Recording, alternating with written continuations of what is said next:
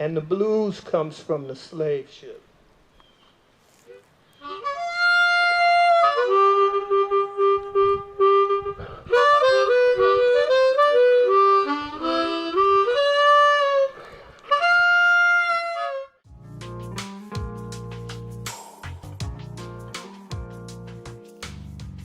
Now these beads, this is the peace belt. This is the actual peace belt, and each one of the beads has a significance. I was on track from the third grade, as they say about us, on the penitentiary track. I did spend a year in 4 different juvenile institutions before I was 15. But I will say in that last institution, my life was saved by probation counselors of all races. I was a soldier in the war on poverty. And actually, at 21, my picture was featured on the front page of the Los Angeles Times for being, having come from jail and camp and all of that to become a job developer in the war on poverty concentrated employment program. And the writer, Jack Jones, he won a Pulitzer Prize for writing about the riot. And so he wrote about me. And at the time, he asked me, "What about your father?" And I said, "I don't know who my father is." But he didn't put that in the article. He said he can't remember his father. I found the identity of my father because I had been searching for it for all those years.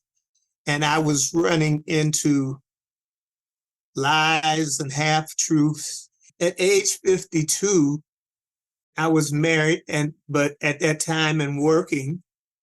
And then I finally confirmed the identity of my family. And I met the family, and they thought I had known all those years. I had 4 first cousins. And as a result of meeting them, I learned that the family history was about to be lost. I found that it would be left to me. It was like a hole had been cut out in my heart over my life, and now I could fill it with this as a purpose.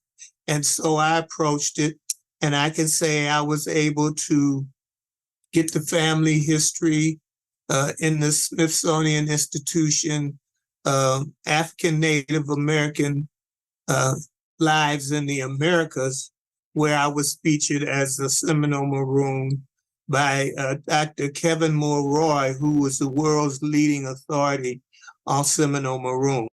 A Maroon is that person, could have been an Atlantic Creole, could have been enslaved from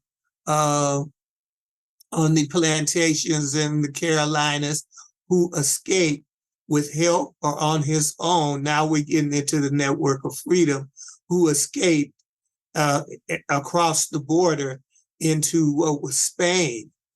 National Underground Railroad Network to Freedom, they had a groundbreaking event there in St. Augustine in 2012. And the importance of that event was they chose 9 what they call very important descendants. And I was blessed to be one of them. And it was there that Dr. Diane Miller heard that I was going to do, off of the event property, a Seminole Maroon Peace Belt ceremony. And she said, "Well, can we see it? Can we be part of it?" And I said, "Oh, yes."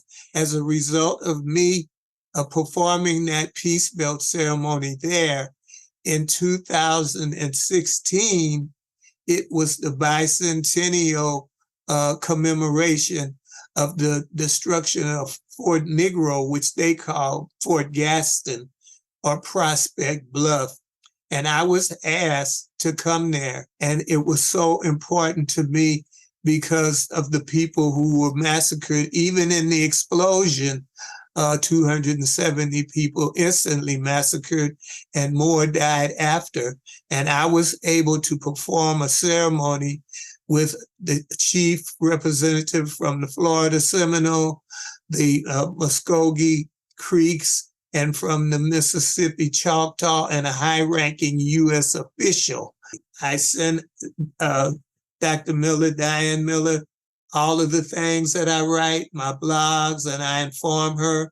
I even I speak on several national Black conscious radio show.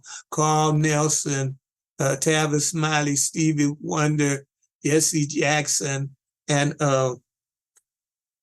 Reverend Al Sharpton. Reverend Al, he would bop me if I forget him. And so I always let people know that I'm a private sector partner for the National Underground Railroad, and I'm so proud to work on the team.